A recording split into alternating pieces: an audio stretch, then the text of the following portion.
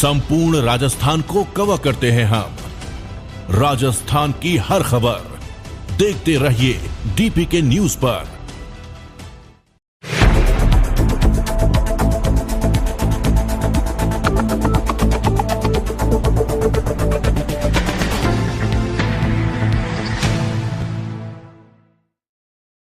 चांदनी चौक दिल्ली से लोकसभा सांसद और सीआईटी के राष्ट्रीय महामंत्री प्रवीण खंडेलवाल का बुधवार को जयपुर खंडेलवाल समाज द्वारा जयपुर के होटल में स्वागत अभिनंदन किया गया।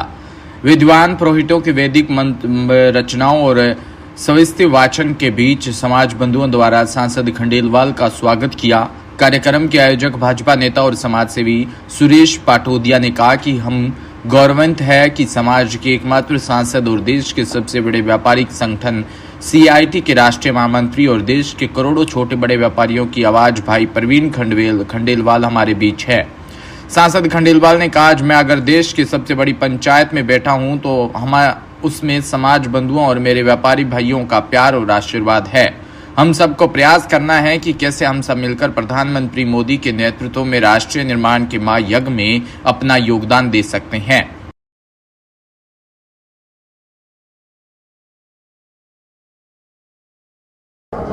मेरे एमपी बनने के बाद लगातार इस प्रकार के कार्यक्रमों का सिलसिला पूरे देश में जारी है। अभी 3 दिन पहले मैं महाराष्ट्र होकर के आया हूँ।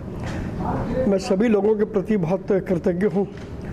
सबने बहुत मेहनत की, देश भर में हमारे समाज ने, अन्य सभी समाजों ने मेहनत की, देश भर के व्यापारियों ने मेहनत की।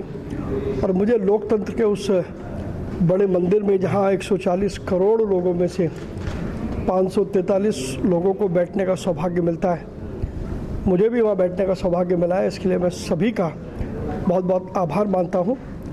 और मैंने अपने चुनाव में कहा था, मैं वोट मांगने आया हूँ, कल काम मांगने भी आऊँगा।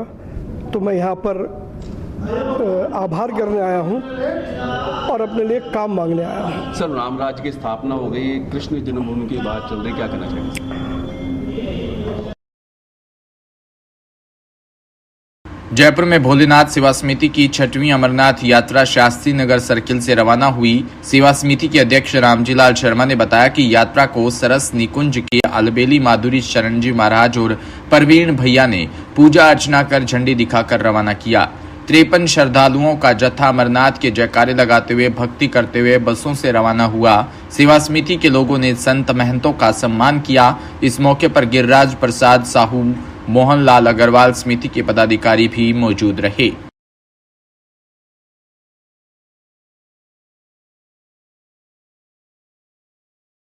राधा गोविंद भगवान की जय।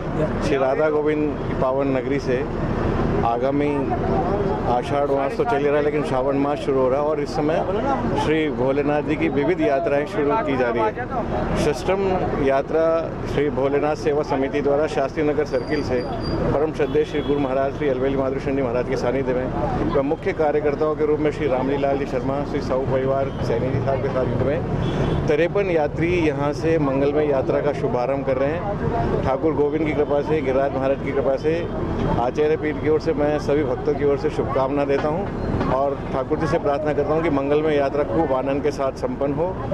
देवी स्थानों का दर्शन करना और आगामी जो हमारी भारतीय संस्कृति, सनातन धर्म संस्कृति है, उसकी पहचान के लिए तीर्थ यात्रा समय समय पे होती रहती है, जिससे नव पीढ़ी को भी ये जानकारी होती है कि हमारे तीर्थ स्थल कहाँ कहाँ हैं। इन तीर्थ यात्रियों पर जाकर हम हमारी संस्कृति के भी दर्शन करते हैं, आध्यात्मिक चेतना के और बड़े संत साधुओं का भी आशीर्वाद हमको मिलता है। इन्हीं भावनाओं के साथ आपके चैनल के माध्यम से राजस्थान की सभी जनता को मंगलमय शुभकामना, आगामी कांवड़ यात्रा की, शोभा यात्रा की सबकी शुभकामना देते हुए मैं धन्यवाद देता हूँ। जय जय श्री। राजस्थान से खबर। झालावाड़ के शहीद करबला हजरत इमाम हुसैन की शहादत की याद में झालावाड़, चौमेला, झालारा पाटन, मिश्रोली, भवानी मंडी सहित पूरे जिले में मोहर्रम का पर्व मनाया गया। झालावाड़ में इस अवसर पर मातमी धुनों के साथ करीब 4 दर्जन से अधिक ताजिए निकाले गए। जुलूस के दौरान युवा पट्टेबाजी का प्रदर्शन कर रहे थे, तो वहीं अली या हुसैन के नारों से माहौल को गमगीन का हजरत इमाम हुसैन की शहादत को याद किया। शहर के विभिन्न मोहल्लों में बनाए गए ताजिए को बड़ा बाजार सीमेंट रोड पर एकत्रित भी किए गए। यहाँ पर हैदरी हुसैनी अखाड़े ने पट्टेबाजी का प्रदर्शन किया।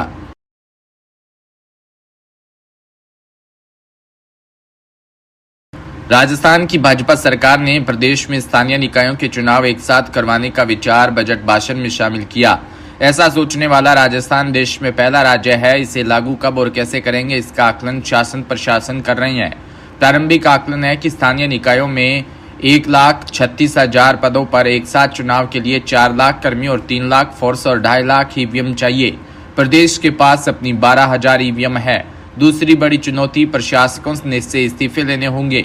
घोषित चुनाव तारीख के बाद वाले निर्वाचित बोर्ड निगमों को भंग करना होगा। पुनर्गठन से लेकर ओबीसी आरक्षण की कानूनी प्रक्रिया पूरी करनी होगी। पंचायत और निकाय चुनावों के नियम अलग अलग है, दोनों के नियमों में संशोधन करना होगा। चुनावी शेड्यूल को एक सम्मान लाना होगा। इसी साल के अंत में निकाय चुनाव होने हैं। क्या इस बार 1 स्टेट 1 इलेक्शन संभव है? इसलिए सवाल इसलिए भी है कि प्रदेश में पिछली बार नवंबर 2019 में इलेक्शन शुरू हुए थे और 2021 तक चले थे। देरी के कारण हजारों प्रशासक लगाए गए थे। 17 नए जिलों में जिला परिषद नहीं, सीमांकन करना होगा। स्टेट इलेक्शन कमीशन के पूर्व उप सचिव अशोक जैन का कहना है कि अक्टूबर में चुनाव का सिलसिला शुरू होना है, लेकिन इस बार चुनाव में देरी होना तय है। सुप्रीम कोर्ट का एक ऑर्डर है कि ओबीसी आरक्षण चुनाव में लागू करने से पूर्व इस संबंध में एक कमेटी का गठन कर रिपोर्ट प्राप्त करनी होगी। झालावाड़ के डग राजस्थान कस्बे में मोहर्रम माह की 9 तारीख को रात्रि में ताजिए जियारत के लिए 9 बजे बाहर मुकाम लगाया गया। जुलूस रात्रि 10 बजे से निकाला गया। इस दौरान सैकड़ों की संख्या में अकीदतमंद जुलूस में मौजूद रहे। जगह जगह छबील लगाकर शरबत भी पिलाया गया। कई लोगों की मन्नत पूरी होने पर उन्हें ताजिए को फूलों व नारियल के सारे चढ़ाई व मन्नत मांगी।